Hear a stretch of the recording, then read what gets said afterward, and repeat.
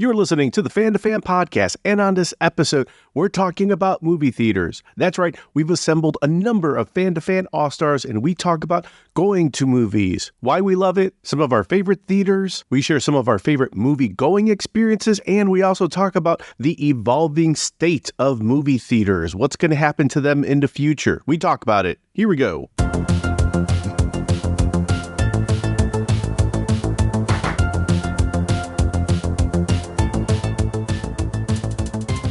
Hello, everyone, and welcome to another episode of Fan2Fan Podcast. I am one of your co-hosts, Pete Charbonneau, and I'm joined, as always, by the man, the myth, the Gonzalez, Bernie Gonzalez, my esteemed co-host. And we have an all-star panel to talk about our topic this week, which is let's all go to the movies or not, because it seems like movie going has gone down, and we're gonna explore that a little bit. Everyone on this panel, and I am going to refer to you all as a panel because it befits your status as cinephiles.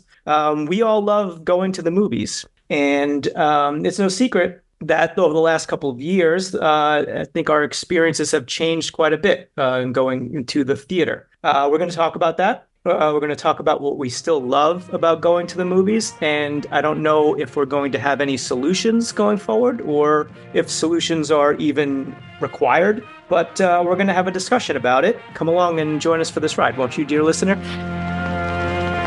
And a hearty welcome to our drive-in theater. We have a wonderful evening's entertainment lined up for you, one that will provide several hours of pleasurable relaxation and diversion for you and your family. Did you fail to dress up for tonight's show? No tie, an old shirt and slacks, a house dress? Well, don't give it a thought. We're glad you came as you are. We just want you to enjoy yourselves. We hope you'll make this a weekly visit. Bring the family. Bring your friends. We hope you have a wonderful time. To introduce our special guests, we have, of course, the All-Stars, Alan and Rebecca and Brooke are back. And we are going to get into this. Bernie, how do you feel about movies? Here we go. Let's jump in. Yeah, I love movies. There's something nostalgic that I connect with movies, not necessarily because my parents took me to a lot of movies as a kid, but because it was an event. Like Star Wars, I remember seeing the re-release of all of those and my parents making it like an appointment watch during those summers to make sure that I could see them all. And like, that's just one of those memories that I always will kind of take with me because it made going to the theater special. And I think ever since then, there is something special about not necessarily watching it on a black screen, whether it's in your living room or on a tablet or on a phone, because that's become more readily available. Just the experience of going to a theater, and this is well before the days of having a lazy boy essentially all to yourself, right?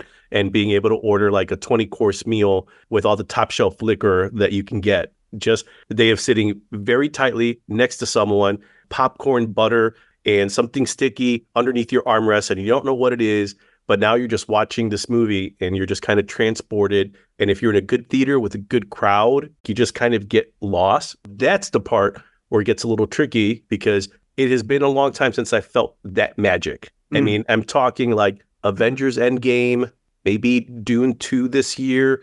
Pete, you and I had I don't know if it's privilege of watching the new Godzilla and King Kong movie along with the new Ghostbusters movie, Frozen Empire. The movie experience, the movie going experience was more memorable than the movies. That was more enjoyable. So I think that's kind of like my relationship with movies. I love them. I love going to theaters to watch them. It's probably been a while since I regularly could say that I was going to the theater about every week. Yeah, it's interesting. Sticky situation indeed. And we don't want to know what all those substances may or may not have been on the floors and elsewhere. Brooke, I'll open it up to you. I know that you love going to the movies. We got to see Dawn of the Dead in the theater, the Carolina Theater, one of the great indie theaters in this country.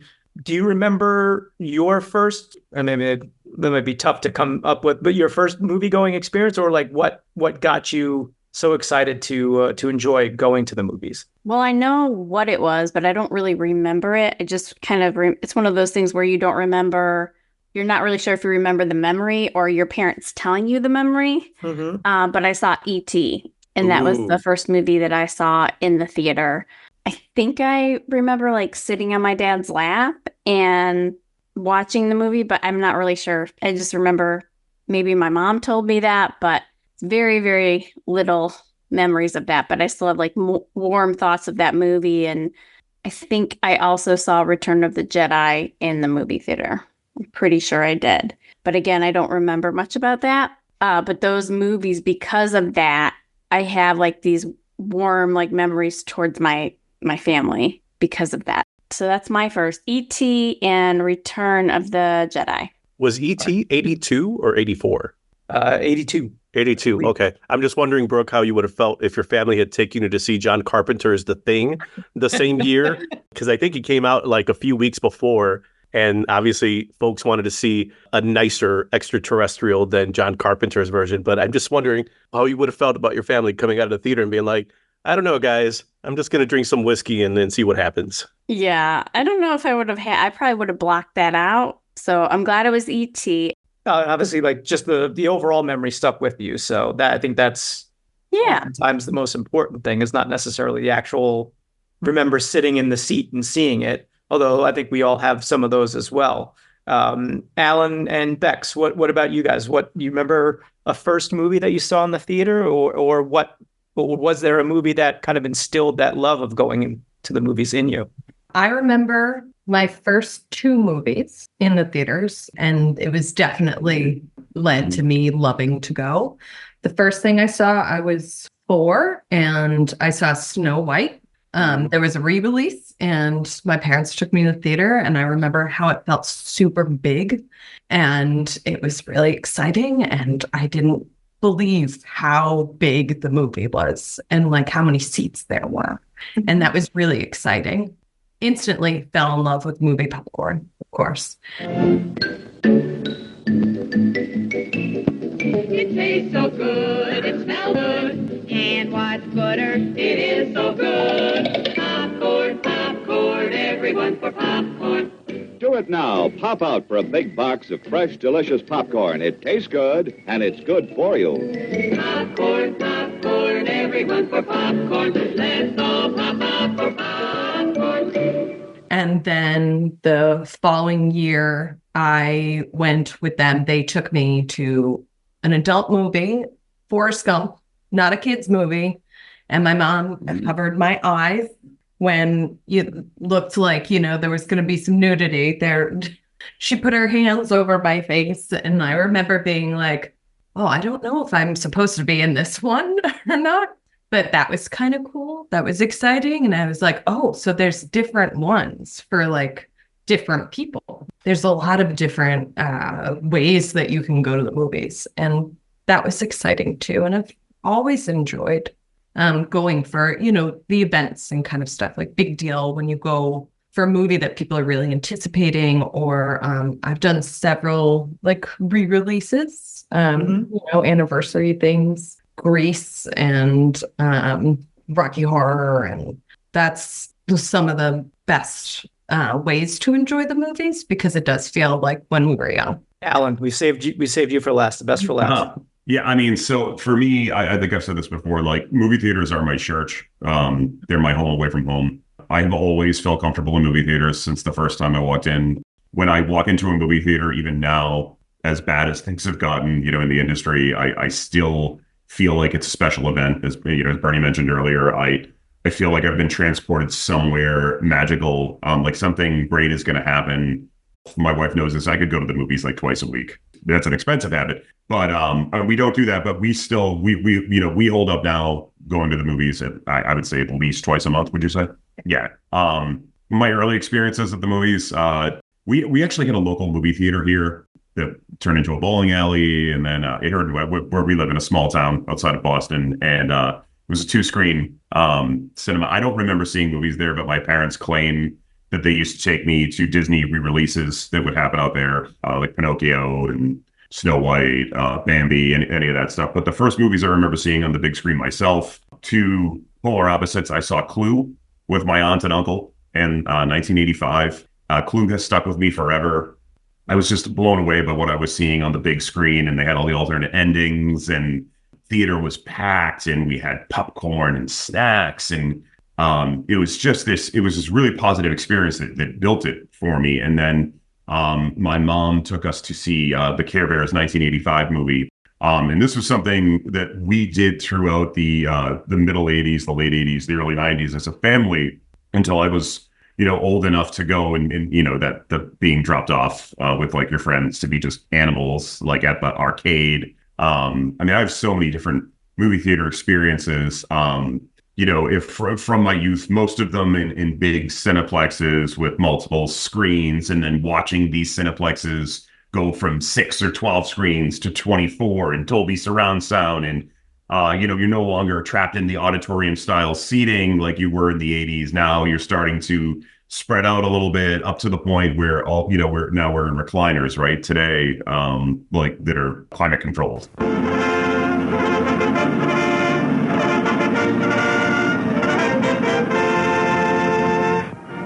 Yes, you lucky people, just sit back for a moment, relax, and notice the delightfully clean, cool, and refreshing atmosphere of this scientifically air-conditioned theater.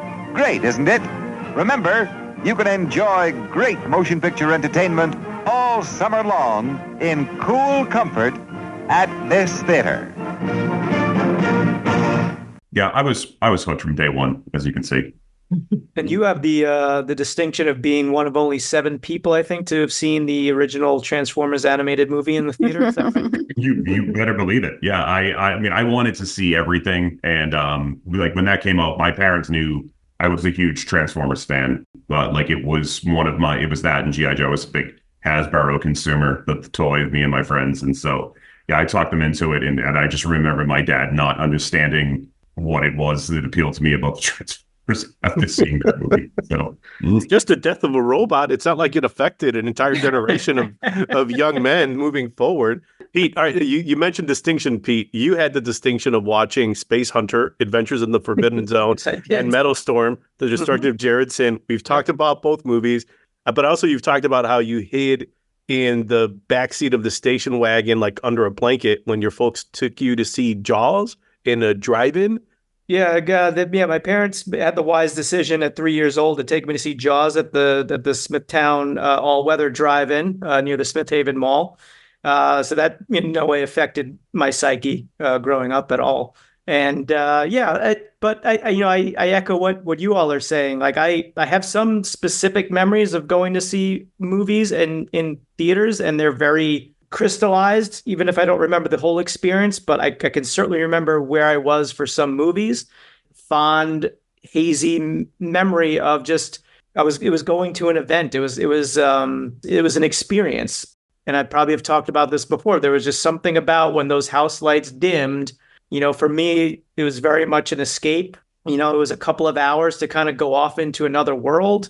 And I loved every second of it, my parents taking me to see like the Apple Dumpling Gang and all those Disney live action movies when we were really young. Such a bad movie, Pete. Such a bad movie. It is. I refuse to revisit it because I don't want it to, ruin my childhood memory, which 3-year-old me loved it. And we'll leave it there. But yeah, I have so many great memories tied to all of that. It's tied to certain theaters. I feel very privileged to have lived in some great cities in my time, whether it was on Long Island, Boston, up where Alan and Bex, you are. I mean, we can talk about the Brattle Theater, Coolidge Corner. My God, I absolutely love the Coolidge Corner Theater.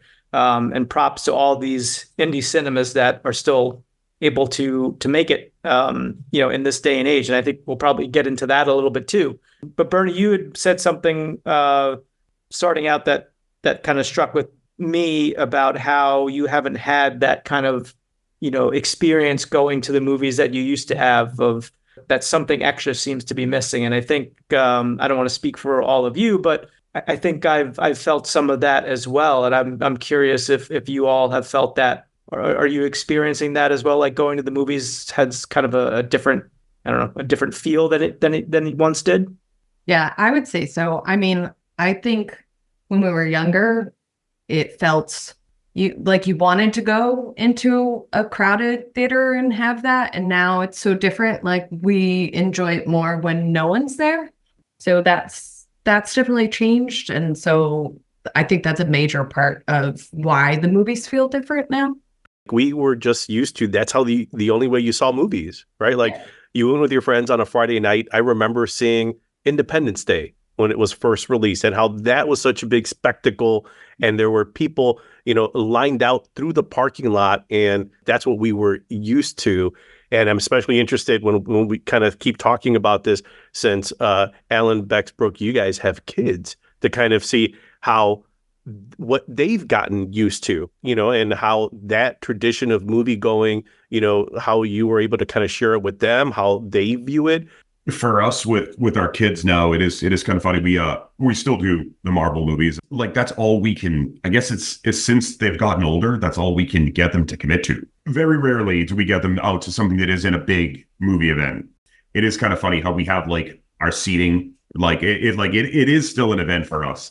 Like, we have our seating, we all have the same snacks that we get, right? Rebecca with the buttered popcorn and the salt, me with the goobers, Eden with the Sour Patch Kids, and Mary Jane with the Twizzlers. And it's like a guarantee that like we're all going to get and we're all going to sit in the same seats, and we're going to watch intensely, and Eden's going to fall asleep, and then we're going to wake her up, and Taylor's just going to be like, what the fuck happened? Like, what did I miss? It's so different now that they're older. And I mean, our older daughter is a cinephile. I mean, she goes to the movies constantly with her friends, and they're, 17, 18, 19 years old.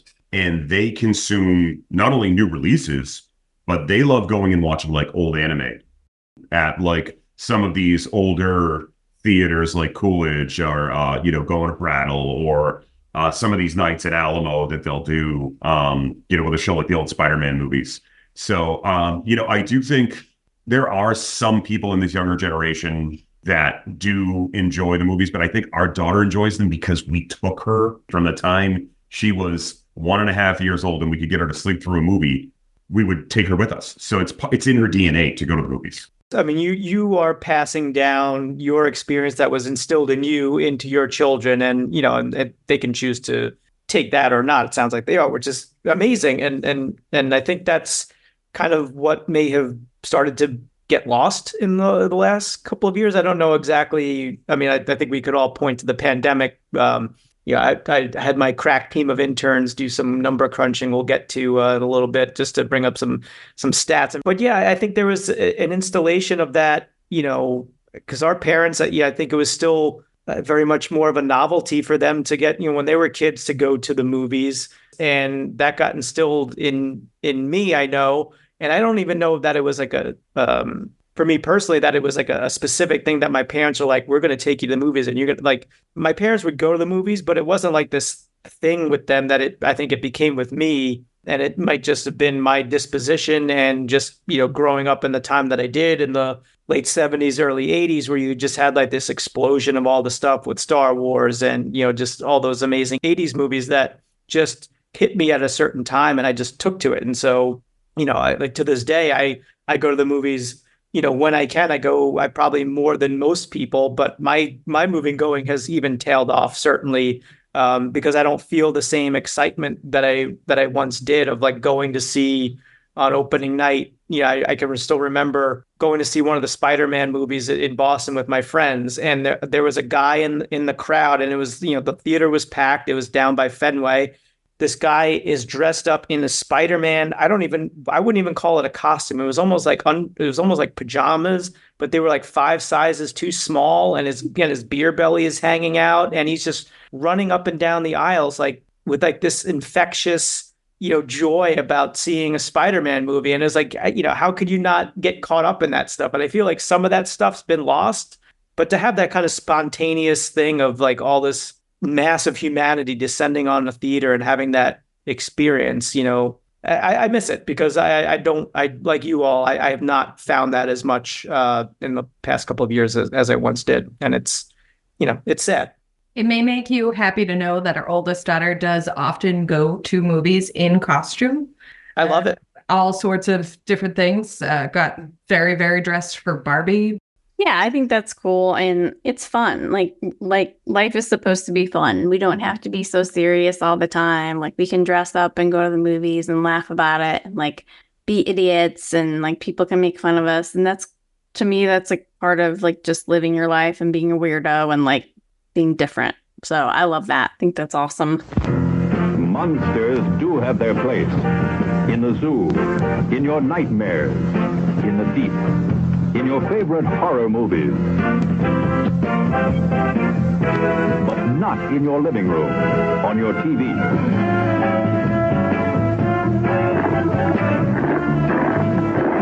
Don't let pay TV be the monster in your living room. Pay TV and cable TV companies are seeking the right to charge you for the very programs you now get free. If you want to stop pay TV and save free television, sign the petition in the lobby of this theater. Let your lawmakers know how you feel in the fight against pay TV and cable TV.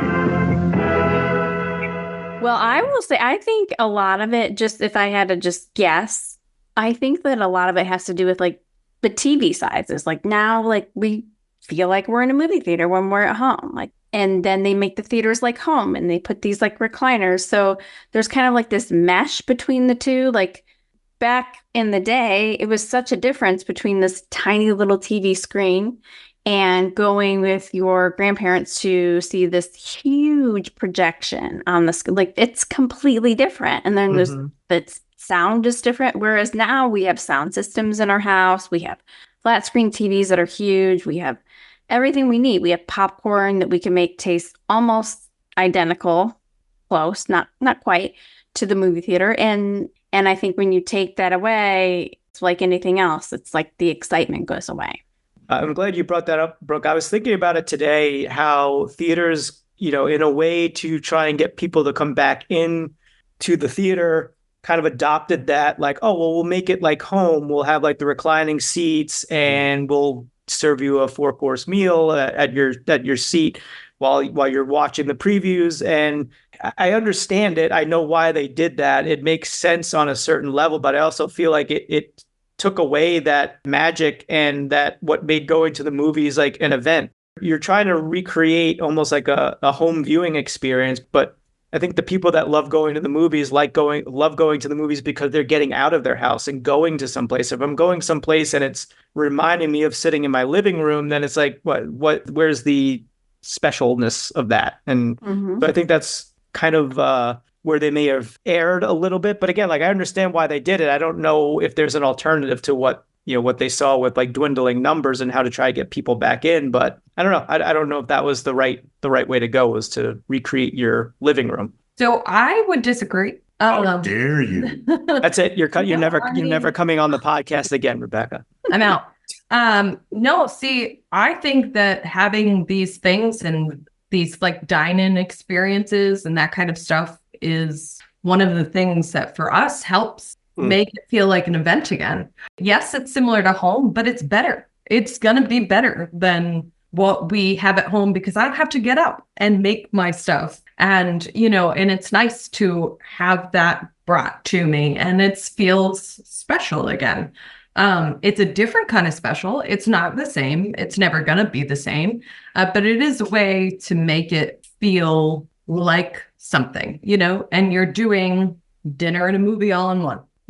So it's a full experience. I think that some of the best ones that we go to are like that. It depends on how it's done.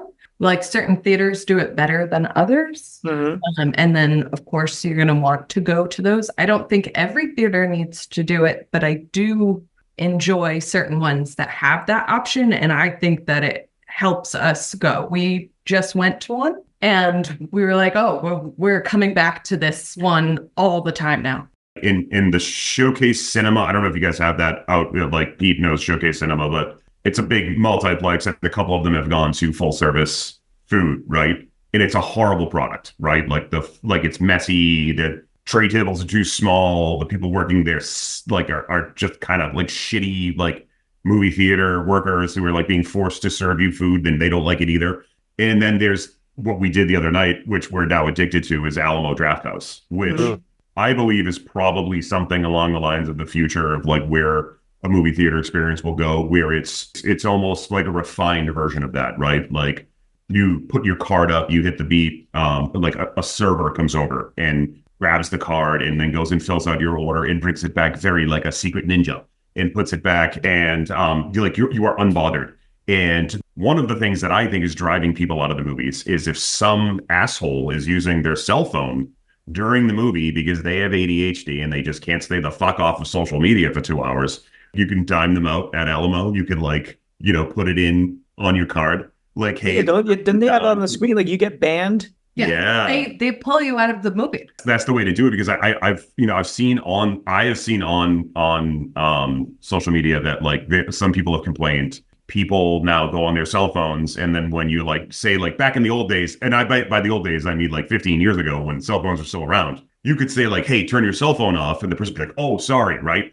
And now it's you say, hey, turn your cell phone off, and the person turns around and pulls a gun on you. We're in a different society as well, right? Where the movie theater etiquette is completely gone. Yeah.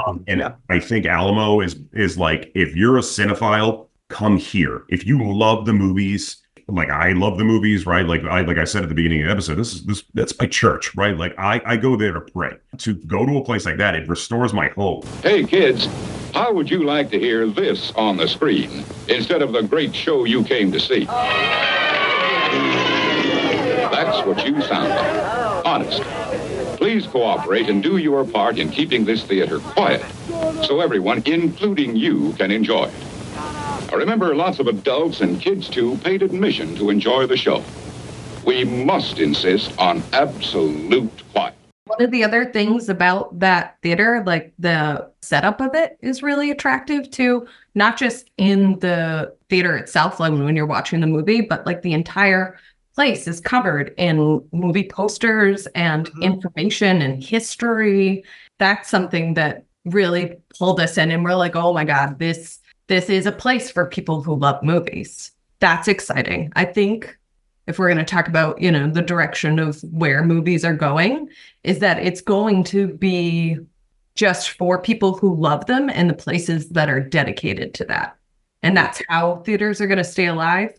There'll be less of them, probably. They're going to be really good, hopefully, and really dedicated to all the people like us. Yeah, I would agree with that. I think I see that niche kind of experience being a way forward. I think we're all fairly privileged in that we can go to multiple movies a month and things like that. Cost is certainly a factor. If you got a family of 3 or 4, you're talking, what is it, $12 to $15 for a ticket, and then another $15 on top of that just for a soda and popcorn. That gets ridiculously pricey really quick. And then I think, there's the unfortunately there's the human element too, because I think, like you were saying, Bex, I think there's an etiquette that's gotten lost in the last couple of years, and some of it's understandable. I think a lot of us are still trying to figure out how we act in public again. And I think that there's a difference there with people maybe not understanding how to just, be in a movie theater. So I can see that niche kind of thing happening where the people that are really into movies are going to have the Alamo Draft Houses of the world that are going to really cater to them. Like you're saying, the posters on the wall, it's it's almost like sensory overload, but in a good way, because there's just so much there. Hopefully it doesn't take away the entire movie going experience for everyone. I feel like there's still some beauty to go see the movies, and I think there's still some of those event films that come out like Barbie and Oppenheimer, and apparently Inside Out 2 is raking in the money right now. So I think there's still going to be those movies that are kind of going to bring in that audience. It's probably going to be fewer and farther between than maybe it once did. I don't know, Bernie, what are your thoughts on all of this? Alan had mentioned before how, spectacle, big movies, but at the same time, Bex, how you guys were talking about how you still go every 2 weeks, twice a month, which is pretty impressive because when I think about when I was a teenager and Brooke, you talked about surround systems. I worked at Best Buy, so I remember when we had the THX and they're here's the 16 speaker system with the subwoofer that you would put basically the size of an end table next to your couch in your living room. And by the time you're done, you basically have a theater in your living room.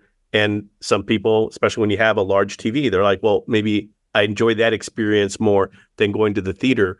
But because I didn't have the TV and the amazing sound system, I was watching trash like Wishmaster 4 And, like Hard Rain, nothing against Hard Rain. It's actually a fun movie with Christian Slater and Morgan Freeman, just throwing that out there. It didn't matter to me. If it was a Thursday, I got out of work a little early, I would just go to the theater and whatever was on at 6:15, that's what I was watching. This drive-in theater is radioactive. Now you can hear tonight's show on your AM car radio. Turn your ignition key to the accessory position. This will not drain your car battery. Now turn on your radio and zero in on the following AM station. It does feel now, and I think maybe this is more where movies are going. It is for the big movies. Something like you mentioned, Pete, Inside Out 2 or the sequel to Bad Boys. Like that seems to be bringing in folks because it's, intellectual property, IP that people know. So maybe they're willing to leave their home to have that experience, right? Because they do want to see the Marvel and DC superheroes. They want to see movies like The Quiet Place prequel. They want to see big sci-fi spectacle on the big screen. That's where it makes sense. That's a great communal experience to have versus smaller films, challengers, some of the movies that came out this year. And that's where we'll have to talk about the strike and the impact it had this year too. But yeah, you could still see the new Planet of the Apes, The Quiet Place, those in the theater, Dune. That's where those movies belong, like in a theater like that. It just felt like now that's what it's kind of been relegated to. It's got to be big to get me off my couch, because if it's small, I can either rent it or wait for it to show up on streaming. I saw the bike riders on 4th of July. Okay, how many people are going to be actually in this theater on the 4th of July for the bike riders, which is not like an explosive movie by any means, indie movie. And how many people we were betting? Like I said, I think there's going to be 7 people. He's like 5. And there was actually about 12 people in there. I was surprised. I was like, wow, there are 12 people in this theater to see this movie on the 4th of July. I thought that was pretty cool. And I was excited about that. That's how low my expectations are for films like that to actually have an audience. It depends on the movie too. I think if it was something like, if it was one of the big blockbusters right now, then I think it would be quite different. Around here, we have an independent, a bigger independent theater in Cambridge. It's called Kendall Square. And Kendall Square still packs in movies. Now, how do they do that, right? Well, they have the old school seating style. It's an older theater. They show a lot of independent films, a lot of foreign films. They're a little cheaper than going to a larger countrywide chain like Showcase or Lowe's. They're generally, what would you say, Thursday, Friday, Saturday. Their movies are after 4 p.m. They feel like an old school movie experience. They're sold out or they're close to sold out. And it's for, a foreign film from Holland or something, right? We've seen it about tons of films over there. And over the years, the only theaters that you can count on being packed are these indie theaters. And then as Bernie alluded to earlier, Dune 2. Dune 2 is probably the last time that I saw a movie in a theater where I felt like I was transported back to the early 2000s, and there was this anticipation in the buzz. That's what's missing, really. I mean, I think a movie. I don't know tell me if it's too early to bring this up, but I think a movie that's coming out that might be figuring out the formula for bigger films and is building off of Dune 2 is Deadpool and Wolverine. They have been out on the press junket pushing this movie for months. It's a frenzy right now. They are releasing clips slowly. They're in Heineken commercials. They're in there's another commercial that we just saw recently, another clip that has nothing to do with the movie, but they're making it feel like something that you don't want to miss. Of course, we went and bought opening night seats. What time did you buy them for? It's an 11 o'clock show. It's going to be a crowded house. That's going to be awesome. But we're going to do it. Oh, no. We're going to be drunk as shit. I also think, too, the thing you just brought up, Alan, is that those pop culture water cooler moments are, I think, fewer and far between. I feel Deadpool and Wolverine is one of the movies that would get people from different ages, different generations. They just want to see a superhero movie, or they want to see Hugh Jackman or Ryan Reynolds, or they just want to see a big movie that'll be fun with a lot of action. Like, it's going to bring in a lot of people. But those moments where, and this is very much if you listen to this part of the episode, like, this is not a get off our lawn kind of conversation, but because those moments generally, like, this is beyond movies, like, even like in sports and news, people are just more segmented. You watch what you watch, how you watch it, and you kind of can stick to what you want to watch, so you can be siloed from other things versus times when we grew up with X amount of cable channels. Like, there were only so many, and before streaming, so the options out there were smaller. But if something was big, that was the talk of recess. And then as we got older, there were only so many movie theaters, and then I think things were a little bit more collapsed. Now, to get something that so many people are excited about, it's got to be Deadpool and Wolverine. It's got to be something so big just to get all those asses in the seats and hopefully make that 11 o'clock showing for you guys more enjoyable. Although it sounds like you guys are going to have that covered. Drunk as shit, Bernie. Let's all go to the lobby. Let's all go to the lobby. Let's all go to the lobby to get ourselves a treat. Delicious things to eat. The popcorn can't be beat. The sparkling drinks are just dandy. The chocolate bars and the candy. So let's all go to the lobby to get ourselves a treat. Let's all go to the lobby to get ourselves a treat.